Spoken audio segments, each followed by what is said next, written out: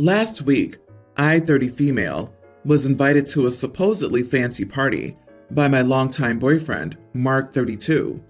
We had been dating for 5 years, and while we had discussed marriage before, there were no immediate plans for a wedding.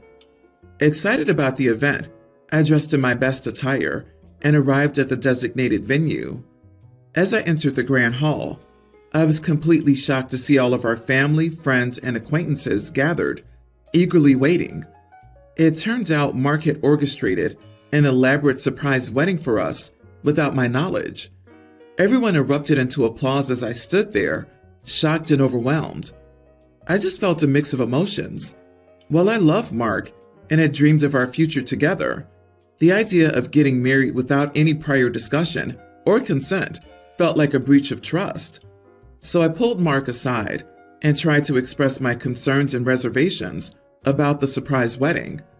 I explained that I wanted a say in the planning process, to be a part of the decision-making, and to have the chance to prepare mentally and emotionally for such a significant milestone in our lives.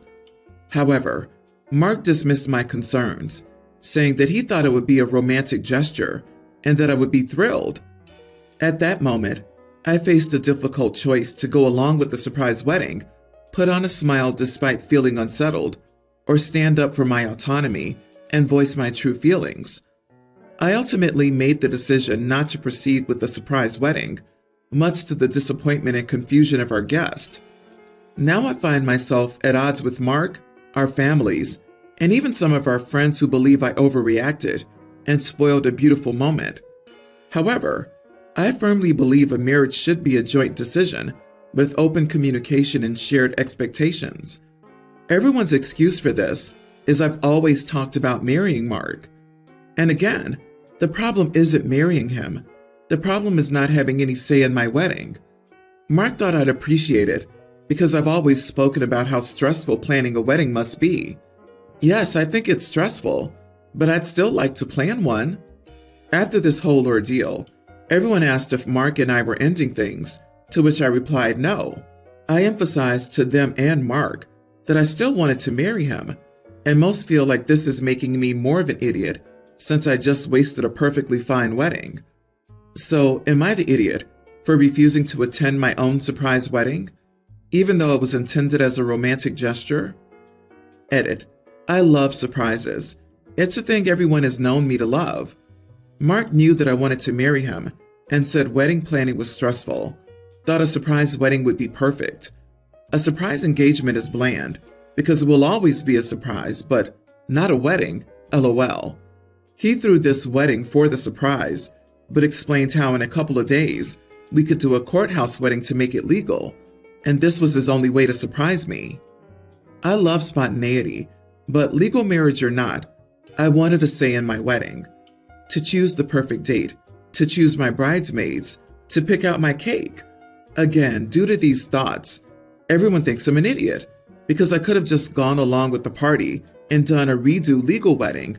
But again, I felt blindsided and confused, so I left. What the heck did I just read? A surprise wedding? A marriage is a partnership, not an ambush.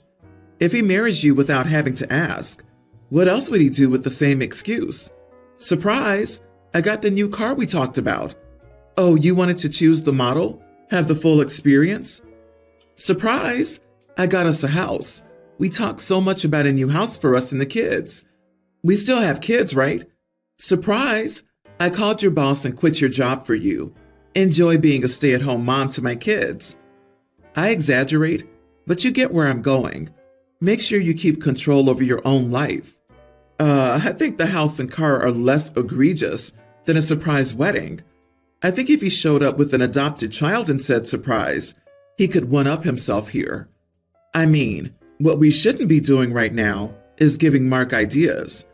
Honey, get the heck out of that relationship. You are not the idiot, 100%.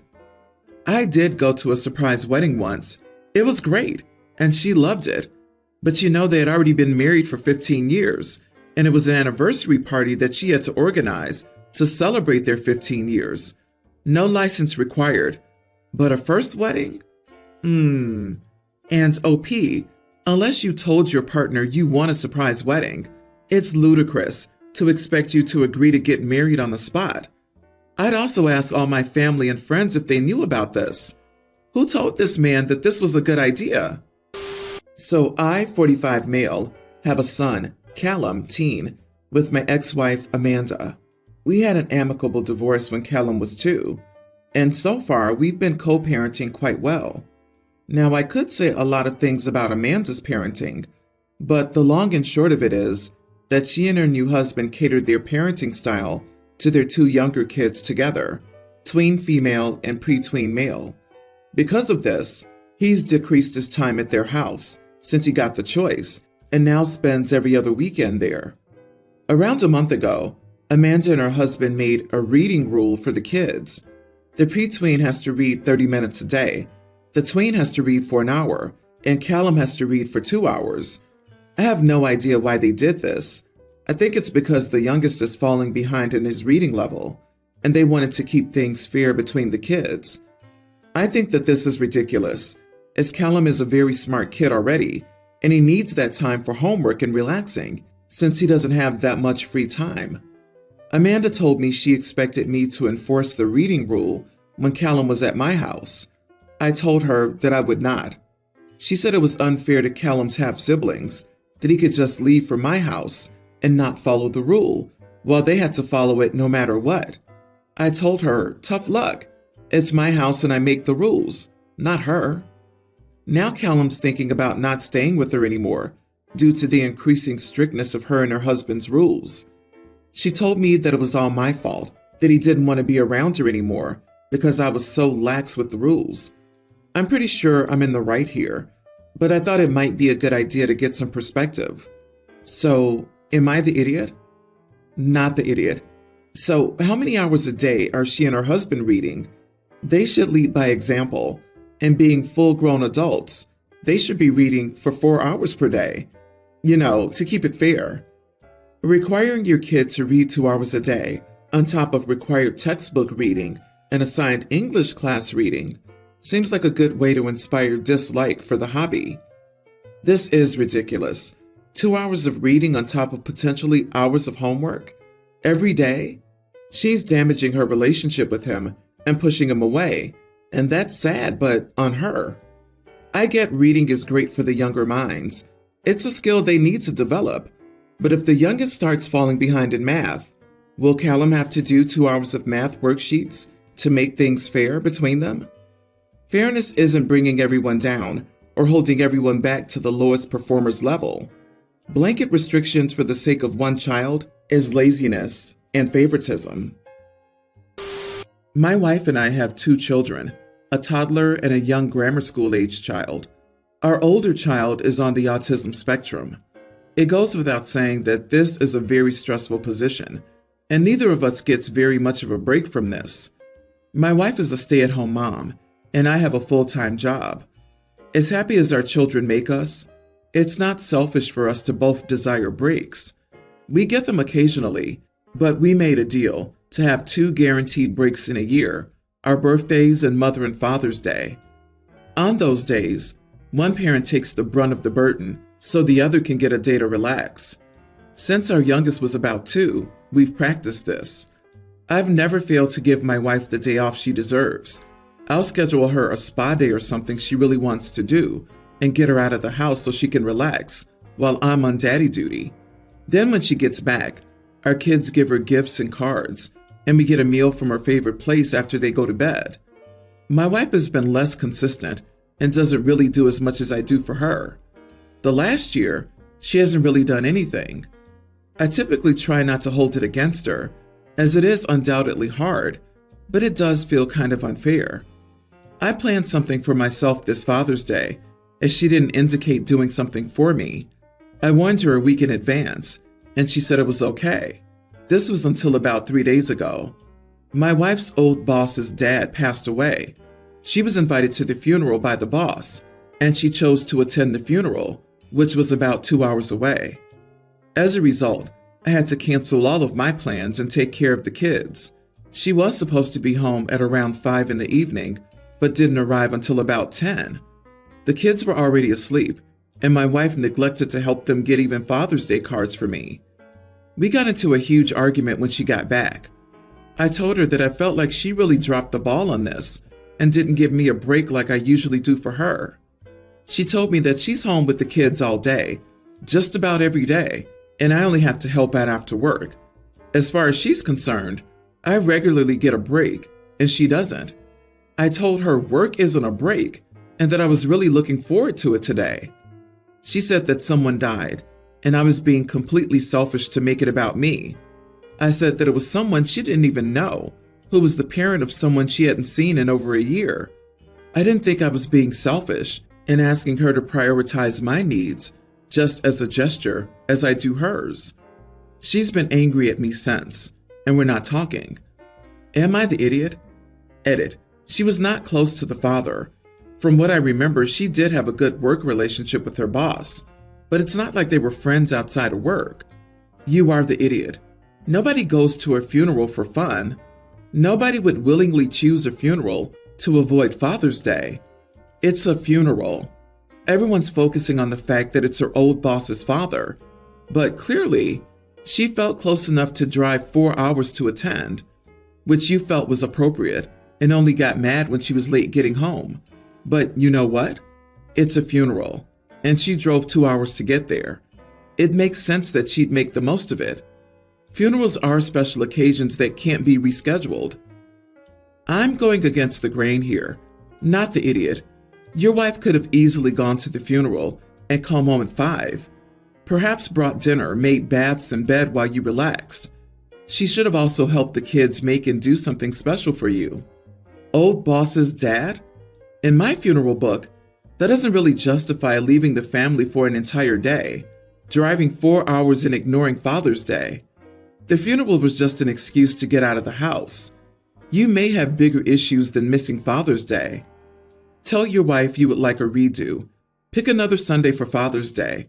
Maybe she'll actually help the kids do something fun for you. This is screaming to me that your wife wants adult time. You get to converse with your colleagues every day. She doesn't. She has you to socialize with. And is that it? Does she go out with friends without the kids? To me, she seemed to jump at the chance to socialize with people she knew and could have an adult conversation with. Seriously think about it and ask her if she's happy being a stay-at-home mom. She may miss working and the social aspect that comes with it. I think this is an everyone's the idiot here situation, but really, you both need to communicate better. My family and my brother's family visited my parents at their vacation house for Memorial Day weekend. I noticed that my normally energetic nephew, teen, seemed very upset about something. I pulled him aside and asked him if there was anything wrong.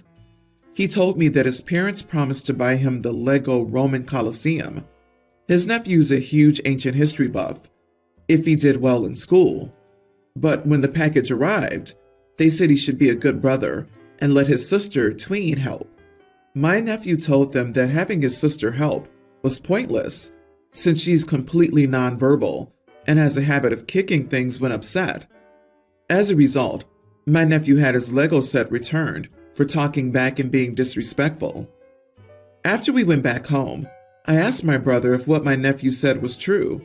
He said that it was. I then asked if my nephew said anything, e.g. calling his sister a vegetable, beyond calling the idea of letting his sister help ridiculous. He said no. I told my husband that I was seriously considering buying my nephew the Lego Roman Colosseum for his upcoming birthday in August, as my brother and sister-in-law were completely ridiculous. My husband agreed that my brother and sister-in-law were being ridiculous, but didn't like the idea of me replacing the returned Lego set. He said I would undermine their parenting and provoke an unneeded conflict between our families. As an aunt, this is what I would do. Buy it and put it in a closet. Give it to him in a few years when your nephew's older and living on his own. If he doesn't want it, your nephew's situation. Sorry. I disagree. As an aunt, I would buy it and have it at my house for him.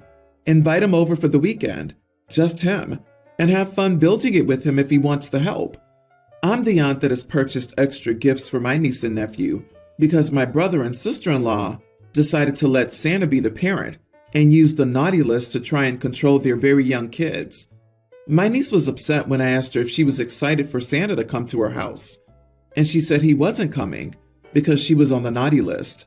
So yeah, screw that crap. I bought them extra gifts that year, and Santa accidentally delivered them to my house where we were having Christmas. That's what I would do. You know, give the parents a break for the weekend and have them do it at your house. I absolutely hate when children can't have something for themselves. The worst part of it all, even worse than forcing him to share, is that they essentially went back on their word. The deal was, do well in school, get the Lego set.